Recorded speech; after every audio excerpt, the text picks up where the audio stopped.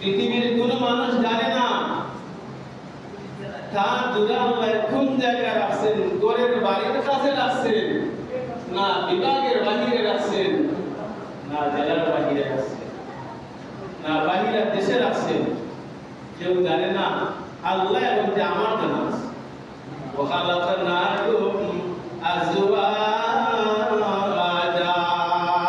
আমি আল্লাহ তোমাদেরকে জুড়া জুড়া করে সৃষ্টি করেছি। প্রত্যেক মানুষের লাগে আল্লাহ জুড়া জুড়া করে সৃষ্টি করতে আল্লাহ তাআলা ওই মানুষের জন্য জুড়া নির্ধারণ করে রাখছেন যে তোমার আমি কোন বাড়ি পৌঁছাইমু, তোমার আমি কোন বাড়ি দিমু। আমি আল্লাহর পক্ষ থেকে এখন তখন নাই, তোমার মায়ের পেটের ভিতরে হওয়ার সময় নাই, যখন তোমার রূপ আমি সৃষ্টি করছি তখন আমি আল্লাহ তোমার জুড়াও নির্ধারণ করে রাখছি। তুমি যত চেষ্টা করো যদি তোমার জুড়া আমি আল্লাহ নির্ধারণ না করি সম্ভব নয়।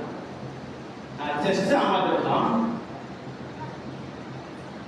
আল্লাহ ভালো জানেন জুড়া ফেলে বানাইছেন। দুনিয়ার মানুষ তার ফ্যামিলি পরিবার যারা আরাম পাইত, সারাদিন আপনি দোকানদারি করিয়া, গাড়ি চালাইয়া, শিক্ষকতা করিয়া, ইমামতি করিয়া, পরিশ্রম করিয়া আরাম আর শান্তি যে জায়গায় পাইতা এটা একমাত্র আপনার পরিবার। ومن آياته أن خلق لكم من أنفسكم أزواجا।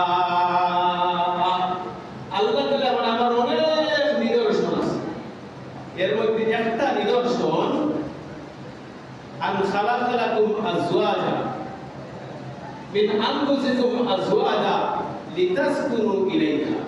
আমি আল্লাহ তোমার থেকে তোমার জোড়া সৃষ্টি করেছি, তোমার থেকে আমি আল্লাহ তোমার জোড়া সৃষ্টি করেছি। খেয়াল করবা কথা, আল্লাহ আমারও আমল করার তৌফিক দিন। আপনার যদি আমার যদি ওই হাতের মধ্যে আঘাত করা হয়, ডাইন হাতে স্পর্শ করছে না, ডাইন হাতে আঘাত না করলে তো আমি খুব শক্ত ওই মসজিদ দিই, জবানেও আঘাত করছে না। বাম হাতে যদি আঘাত করে, ডাইন হাতে যদি আঘাত করে, কুষ্টা গায়ে যদি একটা আঙ্গুলের মধ্যে পায় কষ্ট পাই, তাহলে আমরা চিৎকার করি, কষ্টটা সারা শরীরে অনুভব করি। এই জন্য আল্লাহ বলে কি হইয়া যে আমি আল্লাহ তোমার দেখিয়া তোমাদের দেখিয়া তোমার জোড়া সৃষ্টি করছি। যখন তুমি খারে গালি দিবাই, খারে দমক দিবাই, খারে আঘাত করবাই, খারে কষ্ট দিবাই, বুঝিয়ে শুনিয়া চলো। আদম আলাইহিস সালাতু ওয়াস সালামের বাম সাইডের হাত থেকে আল্লাহ হাওয়া আলাইহিস সালামকে বানাইছেন। এই তাফসীর অনুযায়ী অনেক লম্বা কথা, যে তোমার আলোচনা এত লম্বা করা যায় না। আল্লাহ রাব্বুল আলামিন আপনার থেকে আপনার জোড়া, আমার থেকে আমার জোড়া আল্লাহ বানাইছেন। যে আপনি এই দুইটা জোড়া, এই জোড়া তো আপনার আমার শরীরে রয়েছে। এই জন্য এই মানুষের নিরাপদে রাখা, মহব্বত করিয়া রাখা, এই মহব্বত কেনা পয়সা আবেগ করে হওয়ার নাম নয়, শ্রদ্ধার সাথে রাখা।